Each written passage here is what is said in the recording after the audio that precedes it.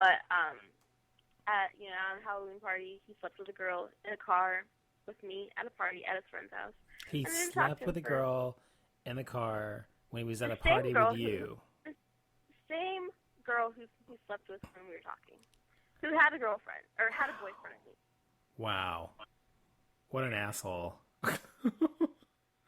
And so, wait, how did you find out? Did you like walk in on them in the car, or what happened? He went to go say bye to her. Okay, it does not take you 45 minutes. Okay, more than 45 minutes to say goodbye. No. When people are like joking, like, ooh, I wonder why they're taking so long. Wonder why they're taking so long. Blah blah blah. I was like, oh hell no. No one like none of. I don't want to, no offense to him, but none of his geeky friends knew that we were hooking up, besides, like, two. Okay? And then, like, I got mad, and then, like, his friend, I'm like, I'm going to go. And he didn't even come in. He wasn't even inside the house or finishing saying goodbye or whatever to this girl. 45 minutes. I say 45 minutes. And I was like, I'm going to go. And then, like, his friend was like, okay, yeah, bye, blah, blah. We did the whole thing. And then I get in my car. There's a car in front of me that wasn't there before because I cannot parallel park for shit. Mm-hmm. So it was in front of my car. I noticed it was steamy, noticed some handprints, some Titanic shit going on. I was like, oh, fuck no. And then I didn't talk to him for 6 months. And now he's telling everyone that I'm trying to be his friend, which I'm not trying to be his friend. I would care less about him, but in a normal situation, since we two have mutual friends, that I have to be nice to him. And he just told me on Twitter that he wanted to go to the gay bar because I asked him if he was going to the gay bar to celebrate our friend's birthday, and he was like, oh, I didn't know about it, thank God, because my gays hate him. And he's like, oh, yeah, I totally want to go so I can hit on straight girls. Bitch, don't tell your He's ex telling that. you this? Oh, my God. What an insensitive asshole. Yeah. Jesus Christ. How long ago was this? The relationship? Yeah. October, so 6, So right, 5, so right when I first met 8 you. months.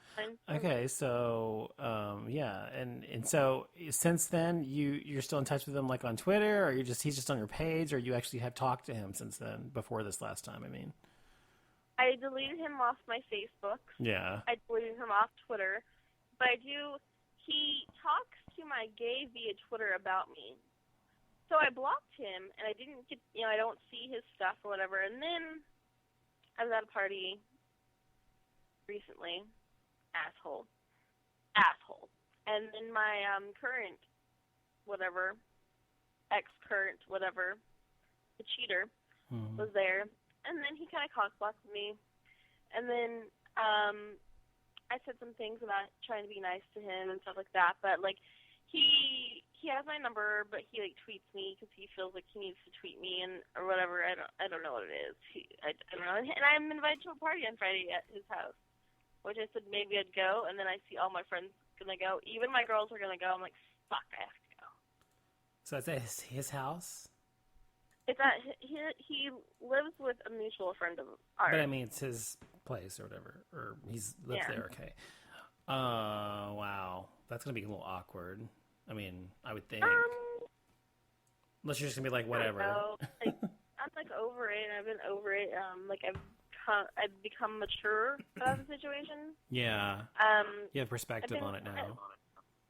I have like I said, I'm like, you know what? I hate to give people excuses, but he's younger than me. He just turned 21. I'm 23.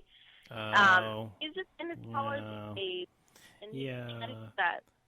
Right. I don't want to give him an excuse. It's not an excuse. It's a reason.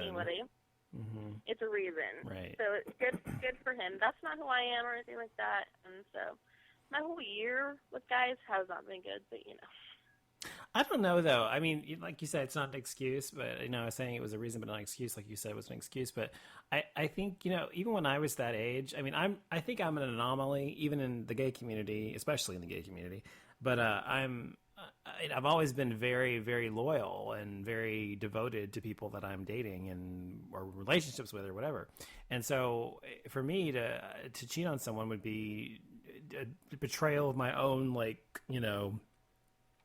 morals or whatever, or integrity. And so but my point was going to be though is when he did that at 19 or 20 or whatever he was, 21, whatever. Yeah, he's young, but I was young at that age, and I didn't do that to people.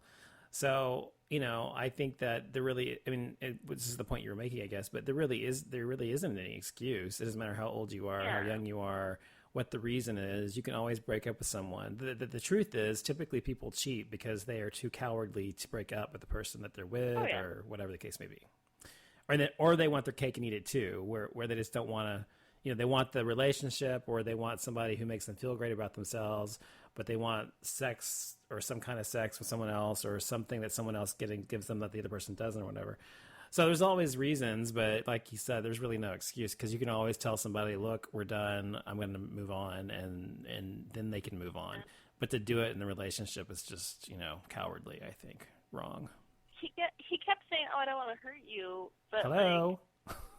You exactly. You don't, really? I'm like, stupid. I'm like, you're, and my friends come to me, or if I hear like people are like, oh yeah, he doesn't want to hurt me. I'm like, fucking get out of the relationship right now. Get the hell out of the relationship right now. Been there, done that. Mm-hmm. Don't go through it. That's just a cowardly thing to say. Oh, I don't want to hurt you.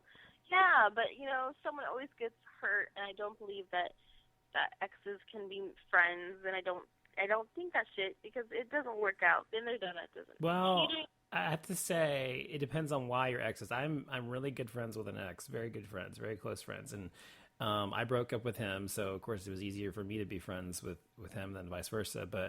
And he was very hurt and devastated by the whole thing, but it wasn't because of cheating or anything. It's just because of incompatibility issues. But anyway, we were better friends than anything else. And we've been friends for a very long time now, 10, 11 years. But the thing I was going to say is that the reason that we were able to do that is because I didn't cheat on him. He didn't cheat on me. We didn't betray each other's trust. So we're able to remain friends because it had nothing to do with anything like that. However, if I'd been in a relationship where someone had cheated on me or vice versa, then that kind of relationship, that's got to be hard to be friends, So I think it's possible to be friends with an ex. I just don't think I think it depends on the reason, why you broke up. So, because really, honestly, if you think about it, if you have a relationship with somebody and for some significant period of time, you obviously had something there that was at least somewhat based in friendship. So, if you didn't betray each other's trust or hurt each other in any way, then I don't see why you would not be able to remain friends. But most people aren't able to do that. I guess maybe we're different, but I am. So I think it's possible. I just don't think you would be able to be friends with that guy because he was an asshole. That's different. He doesn't respect you. If he did, he would have done that. And you can't be friends with someone who doesn't respect you anyway. So. And I have a question to the chat and to you. Could you be in a relationship with a cheater that you knew that he cheated? On someone else or on you? Yeah. No, that on someone else. Well, while I wait for their answers, I'll say for me, it would depend on why they cheated. And for example, if they were in a relationship with someone and they never had sex ever, literally ever, you know what I mean? Never had sex. And it was like a sexless relationship, and they ended up cheating on that person because they never had sex. That I can kind of understand. I don't excuse it because there's still really not an excuse for it because they could have ended the relationship, like I said earlier. But that I kind of get. But if they're having, sex normally or regularly, it's not a bad sex life necessarily. Or not. I'm not saying that bad sex life, not the quality of sex. I'm saying no sex life. If that's not the issue, and then there's no abuse or anything else, whatever, then, if you are cheating on someone for any other reason, really, I think that, no, I couldn't get over it. Because to me, then it's just basically someone who's being selfish and disrespectful. So I wouldn't be able to in that case. And Darlene Angel says, yes, if they are willing to go to a counselor and we could work it out. Well, are you saying, Darlene Angel, if they cheated on you, okay, what if they cheated on someone else but not you before you met them? Because if somebody cheated on me, if my husband cheated on me, I told him when we first met, I said, not we first met, but we first got serious. I said, there are two things you could ever do to me that would be it. Anything else, I can deal with. I said, one is to ever hit me or try to like, kill me or something or beat me up or something, which I would beat him up anyway. That's not a problem. But the second thing is, And I saw your pictures, like, damn, you're looking good. yeah, thank you. So the other thing is that I told him is to cheat on me. I said, so if you ever cheat on me, that's just one thing that I personally cannot get over. Because it would break my trust and in him. And trust is so important in a relationship. I mean, people say that all the time. They say it so often that people don't even listen to it anymore, but it's so true. And just to like I said earlier in the show, just to let your walls down, to be vulnerable, to allow someone to see you as you are, and be intimate with someone is a lot for me personally. So for someone to betray me that way, I personally could never get over. So no, for me, the answer is no. How about you guys in the chat room? What about you, Callie? I guess not. I don't know. Or does it depend on the situation or what? Honestly, it didn't work out. Honestly, it didn't work out. So, no. It would bother me too much. I'll be completely honest. Yeah.